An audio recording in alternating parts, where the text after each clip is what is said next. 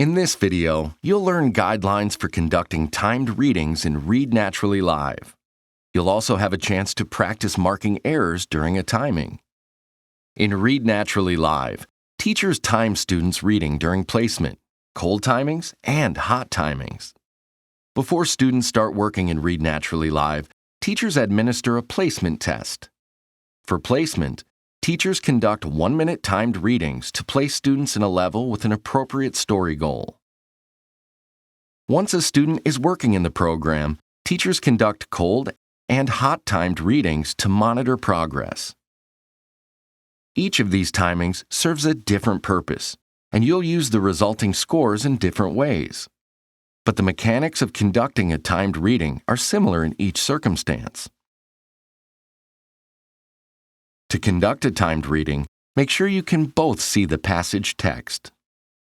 Explain that you'll be listening to the student read, and if necessary, state the purpose of the timing in terms the student can understand.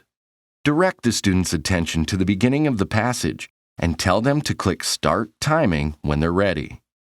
Don't say Ready, Set, Go. It's important to let students control when they start reading. For a cold timing, ask your student to click on words they don't know, extreme, words they stop on, stumble on, or want to skip. You'll help by pointing out errors students don't click on their own. But remember, this is a timed reading, so don't stop to discuss errors. Satisfaction. For the placement test and the hot timing, instead of clicking errors as the student reads, you'll tally any errors and enter them at the end. Tally the errors in a way that doesn't distract the student. To get consistent results, all adults conducting timings at your school need to count errors in the same way. There are guidelines for counting errors. In most cases, these guidelines are probably what you'd expect. For example, mispronunciations, dropped endings, and omitted words all count as errors. In other cases, these guidelines may differ from what you're used to. For example, the guidelines recommend counting each mispronunciation of a name or proper noun as an error. Robert M. Green sold soda pop in Philadelphia. Having this rule reduces judgment calls about whether the student's pronunciation is close enough to count the word as correct.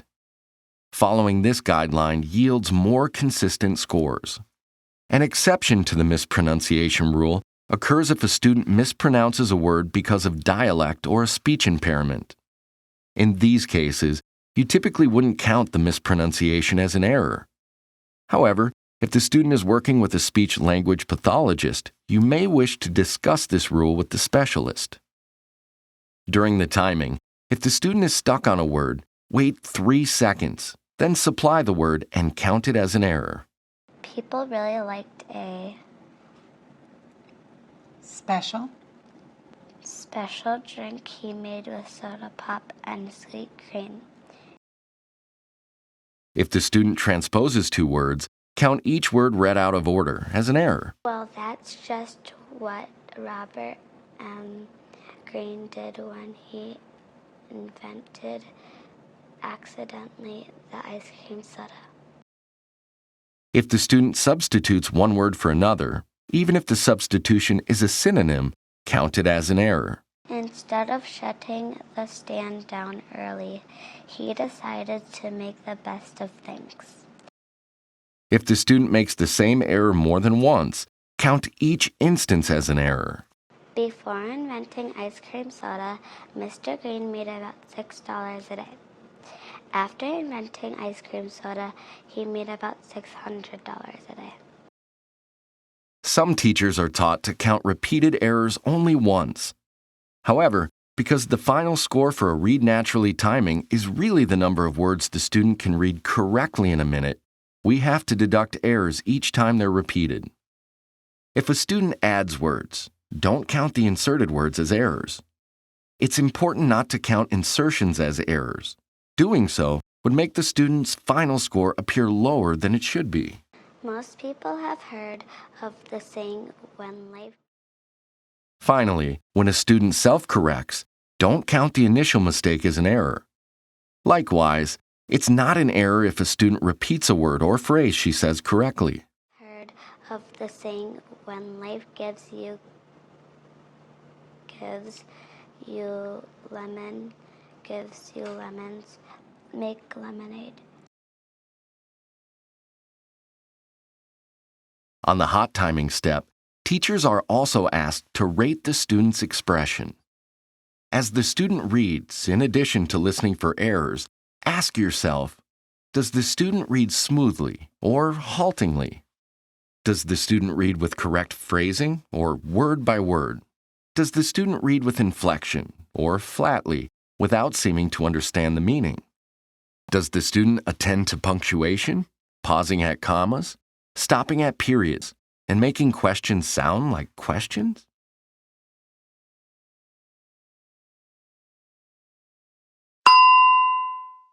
Click on the last word you read when the bell sounded. When the timer sounds, tell the student to stop reading and click the last word read. If the student gets to the end of the passage before the timer sounds, then the student should click Finished instead. If the page has a place to enter the number of errors, enter the number of mistakes you counted. If this is a page where the student clicks mistakes as they happen, you won't need to enter the errors. The software will calculate the timing score, the number of words the student read correctly per minute. If the page has a place to rate the student's expression, you'll choose a number from 1 to 4, where 1 means the student reads without expression and 4 means the student reads conversationally. Now let's practice counting errors and rating expression during a timing. This is Christopher. As he reads, tally his errors, pay attention to his expression, and note his last word read. In 1959, some people watched something strange. It happened on the island of Boro. They watched men walk on fire. The fireworks looked on a pile of hot coal with bare feet. The coals were so hot they could burn through tike boats. In the few seconds, the firework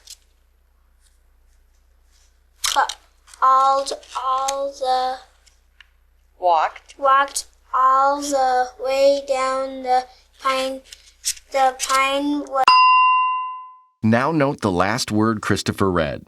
Take a moment to count the number of errors you tallied and rate his expression. Christopher read up to the word was in the sentence. The pit was 40 feet long. He made 13 errors, so his score is 47 words correct per minute. If the page has a place to rate the student's expression, you'll choose a number from 1 to 4. Rating expression is a judgment call. His teacher rates Christopher's expression as a 2. He uses correct inflection and phrasing when he reads sentences with familiar words. But because he doesn't know a lot of the words, his reading is choppy, and often he doesn't read more than 3 or 4 words together. Did you get similar results? Let's listen to Christopher read again, this time counting his errors together. In 1959, some people watched something strange. It happened on the island of Boro. They watched men walk on fire. The fireworks looked on a pile of hot coal with bare feet. The coals were so hot they could burn through tike boats. In the few seconds, the firework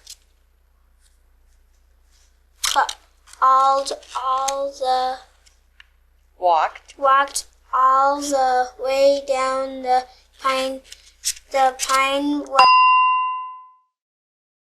Now you know how to conduct a timed reading. Refer to the Read Live Help page for more information about using scores during initial placement, checking initial placement, conducting cold timings, and for passing stories.